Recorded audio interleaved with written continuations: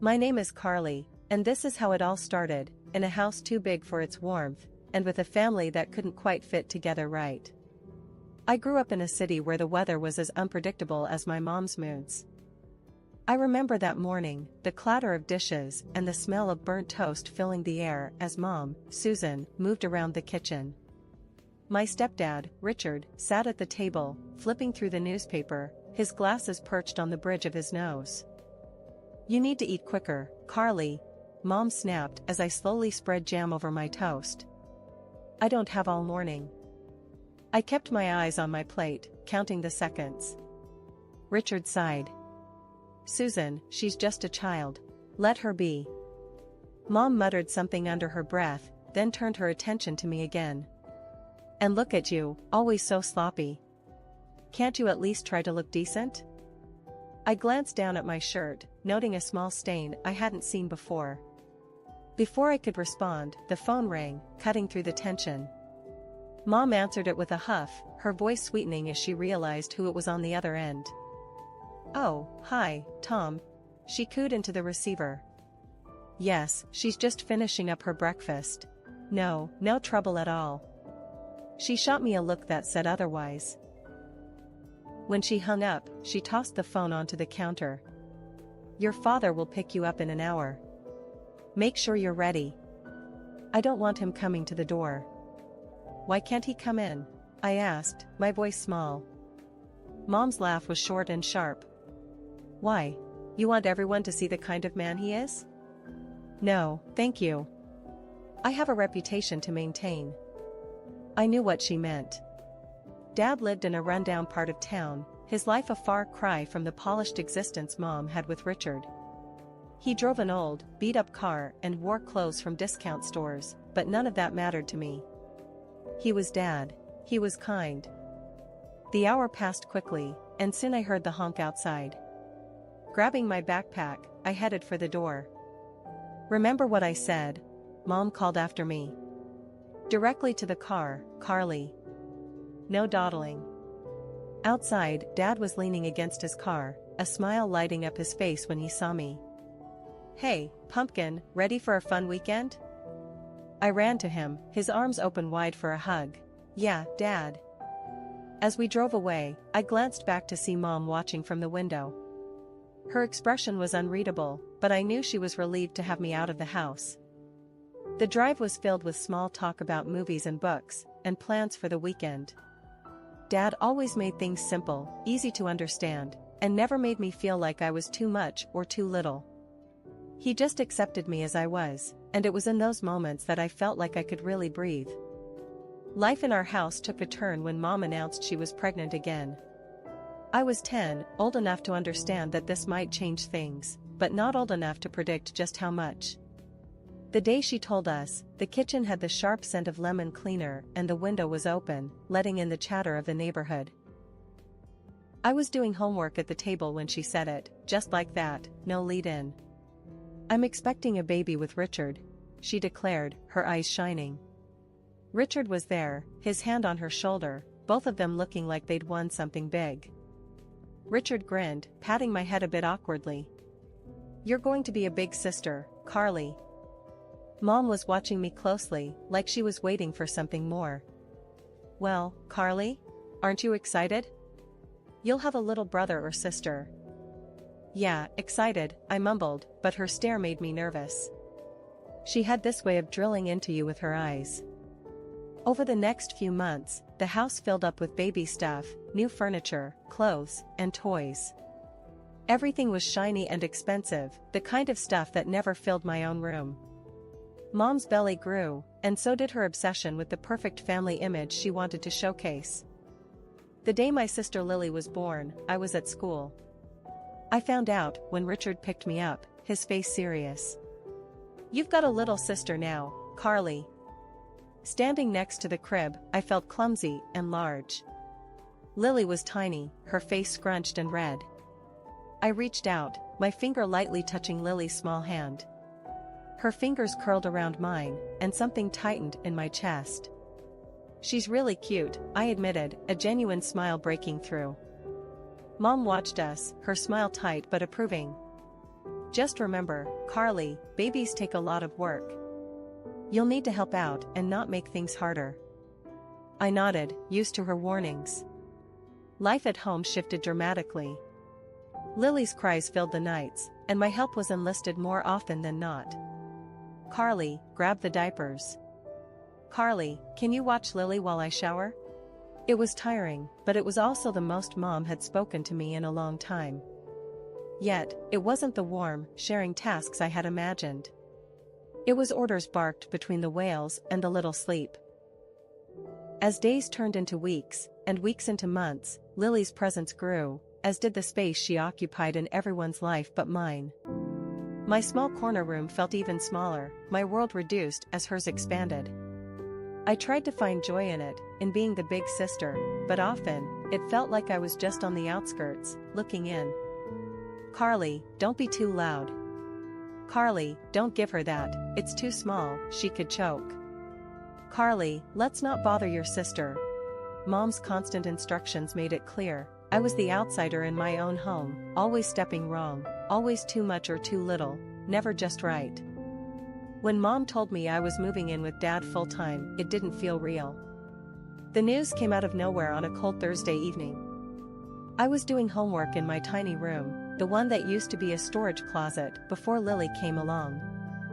You're going to live with your father, Mom announced, leaning against the doorframe with her arms crossed. Her voice was flat, like she was talking about the weather, not changing my whole life. I looked up from my books, confused. What? Why?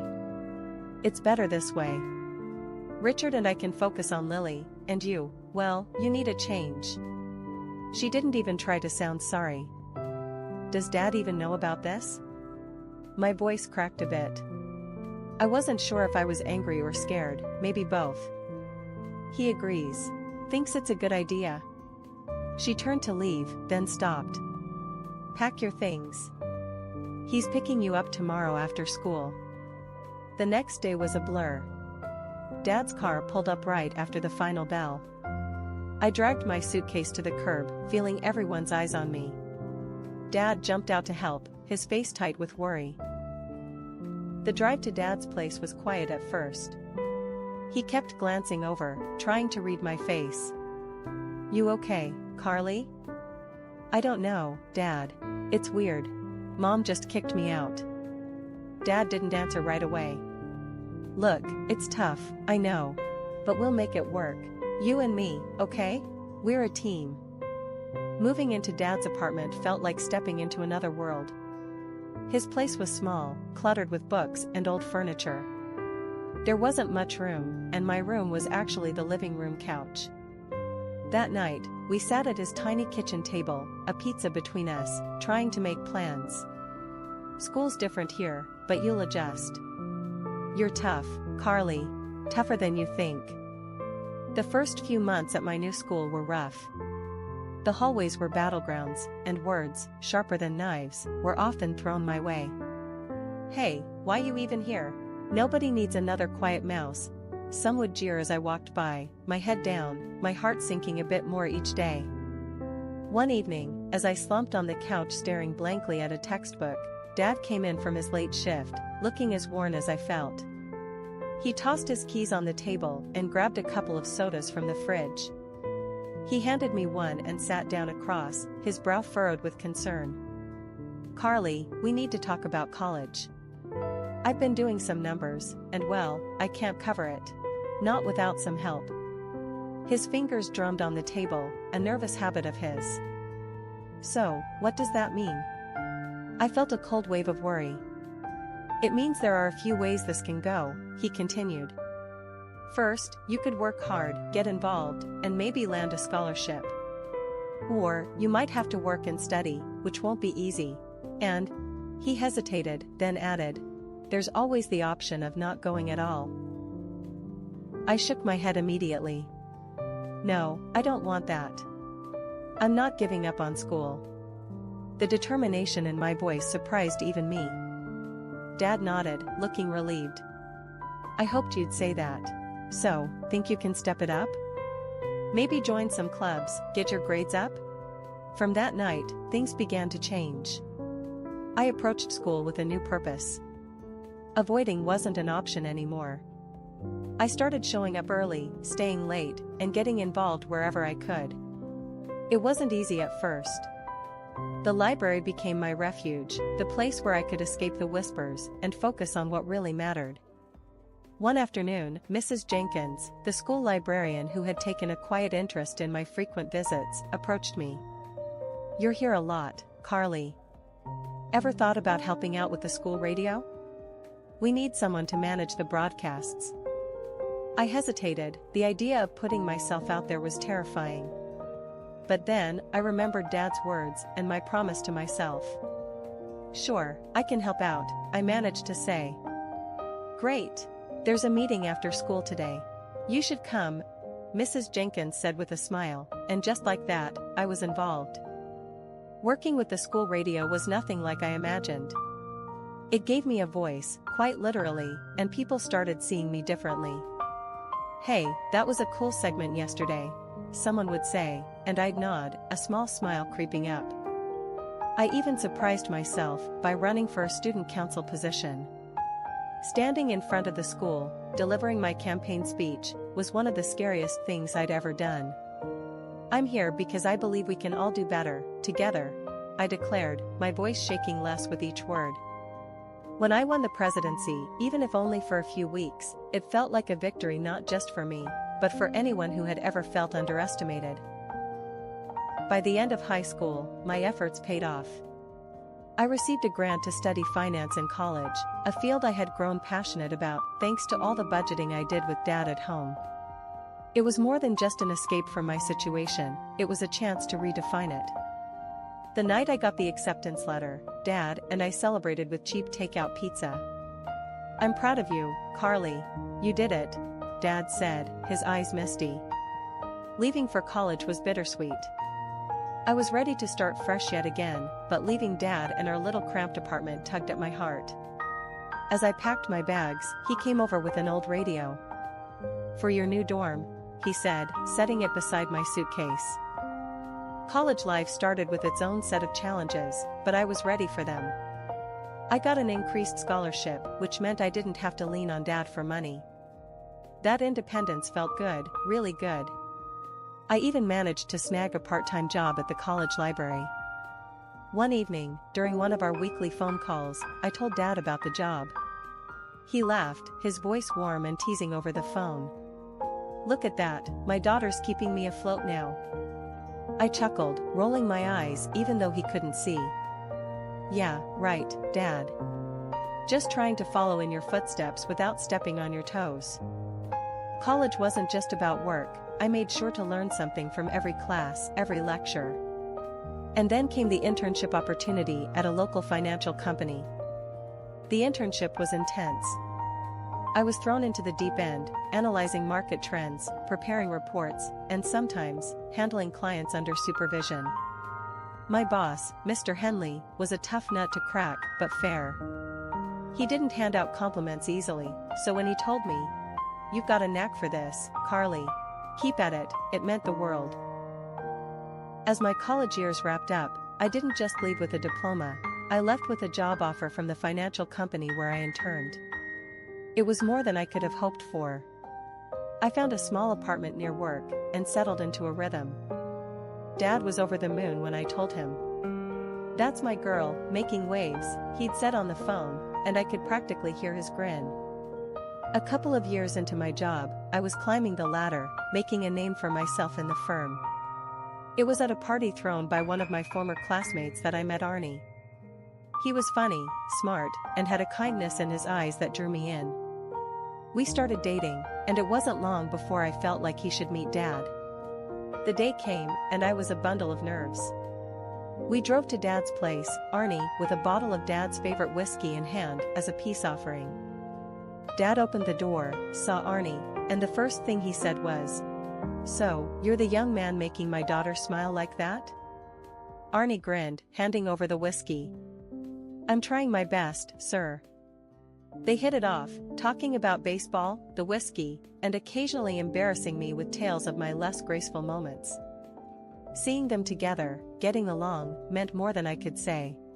Now at 28, with a career on the rise and a man who cared deeply for me, life was looking up. It wasn't just about making it on my own anymore, it was about building something lasting. And for the first time in a long time, I was genuinely excited about what the future held. The day I got the call from Mom was like any other. I was in my apartment, sorting through some work documents, when my phone rang. Seeing Mom flash on the screen was enough to make my heart skip a beat. It had been years. "Carly, I need a favor," she said, without any pleasantries. "Lily is going to college in your city, and we paid her tuition. Can she stay with you?" The request caught me off guard. Stay with me? As in, live here? Yes, it would really help us out. Plus, it could be good for you two to spend some time together, Mom pressed. I hesitated, the old feelings of being the less favored child creeping in. But I pushed them aside. "Okay, Mom. For you, I'll do it." Lily's arrival was like a whirlwind. She had 3 suitcases just for clothes and shoes, and her beauty routine took up more bathroom space than I thought possible. As days turned into weeks, her presence began to reshape my life. She was always either preparing for a party or recovering from one. Her idea of a quiet evening was coming home at 3 in the morning, tipsy and giggling on her phone. Her lifestyle was one thing, but what really strained our cohabitation was her attitude towards college and life in general. "I'm not really into the whole studying thing," she once said during breakfast. "I'm just here to have fun and maybe meet a rich husband." I choked on my coffee. "Lily, you need to take your studies seriously. Mom and Richard are paying a lot for your college." She shrugged, popping a grape into her mouth. "Whatever. I don't see why I should bother. That's like, your thing, not mine." But the real trouble started when Arnie came into the picture. He'd been over a few times since Lily moved in, and I'd noticed the way she looked at him. I didn't want to believe she'd actually try anything until one night, Arnie pulled me aside, his expression grave. "Carly, we need to talk," he said, guiding me to the balcony for privacy. "Lily's been making advances. She's been pretty explicit about what she wants. I didn't want to tell you, but..." I felt a mix of anger and embarrassment. "I'll handle it." Confronting Lily was inevitable. I found her in the kitchen, flipping through a magazine. "We need to talk about Arnie," I started, trying to keep my voice even. She looked up, her eyes cool. "Oh? What about him?" "He's my fiancé, Lily. And he told me what you've been doing. It needs to stop." Lily laughed, a sound that chilled me. "Please, Carly. Like I'd want your boring finance guy. But if I did, I could have him. I get what I want." That was the last straw. "You need to find somewhere else to live, Lily.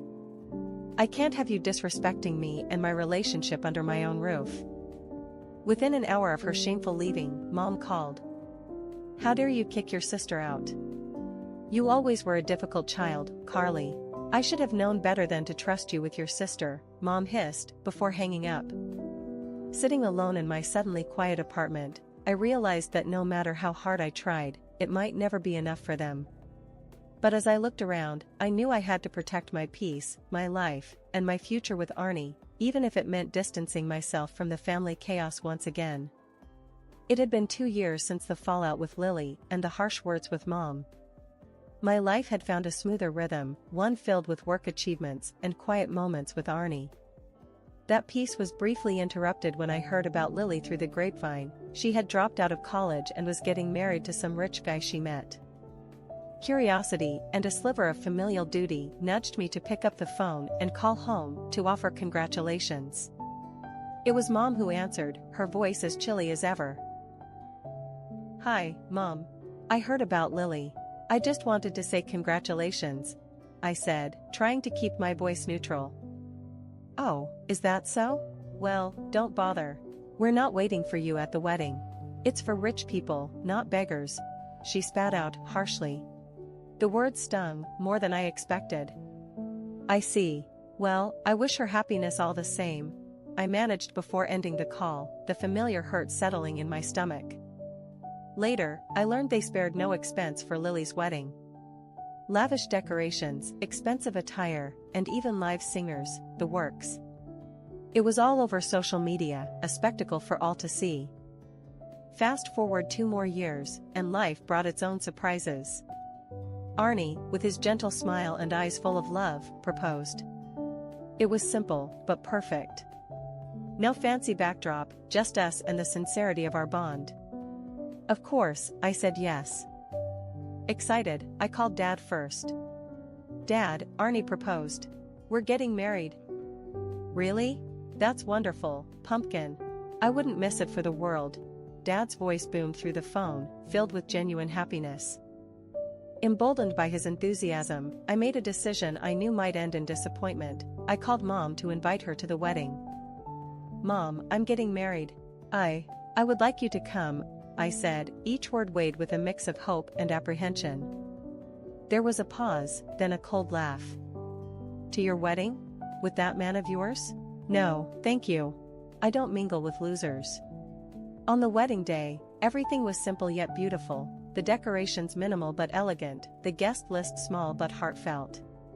Dad arrived early, beaming with pride. You look beautiful, Carly, Dad said as he took my arm to walk me down the aisle. Thanks, Dad. I'm glad you're here, I replied, squeezing his arm, the emotions of the day catching up to me. As we walked, I felt the weight of the past challenges lift. Here was a man who had never once made me feel less than loved, walking me toward a future with a man who cherished me just as deeply. The ceremony was everything I could have hoped for. Arnie's vows were heartfelt, and mine were a promise of commitment and love, witnessed by our closest friends and family. There were no grand gestures, just the pure, simple affirmation of our bond. Life had a way of coming full circle in the most unexpected ways. Just when Arnie and I were celebrating the news of our pregnancy, reveling in our little bubble of impending joy, my phone rang. The screen flashed Mom, a name that now brought more tension than warmth. Carly, Mom's voice came through the line, sharp and urgent. We need your help. What's wrong? I asked, despite a sinking feeling in my gut. It's serious. We've lost everything.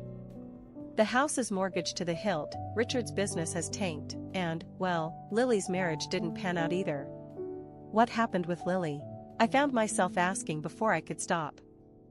She made some mistakes. Her husband has thrown her out, and he's demanding money for her cheating, Mom explained, each word laced with a mixture of anger and desperation. We have nowhere to go, Carly. We need to stay with you, just until we sort things out. The request hit me like a ton of bricks. After years of minimal contact and outright rejections, this was too much. Mom, I don't think that's possible. What do you mean it's not possible?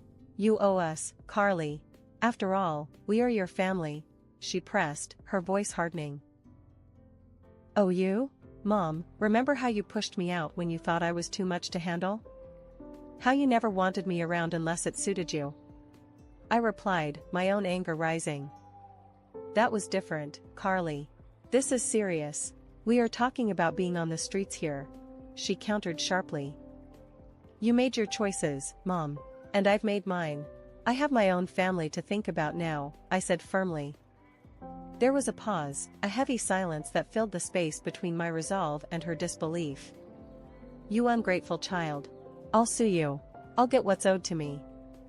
I couldn't help but laugh, despite the seriousness of her threat. Sue me for what, Mom? Taking care of myself? Dad was my guardian when you pushed me out, remember? You have no legal hold over me. I hung up, heart racing. It was a confrontation I had always dreaded, yet now that it was over, I felt a strange sense of peace. I had stood my ground, protected my boundaries, and most importantly, I was protecting the little life growing inside me. Arnie came into the room, his face etched with concern. Everything okay, babe? I took a deep breath, wrapping my arms around him. It will be. We're going to be okay, all three of us. He hugged me back, his presence a reassuring fortress against the chaos of my family. We'll handle whatever comes, together. This little one has the best, Mom. As we stood there, I felt the first fluttering movements of our baby, a gentle reminder of the new life we were about to welcome. It was a poignant moment, filled with the promise of new beginnings and the affirmation that some family cycles were meant to be broken,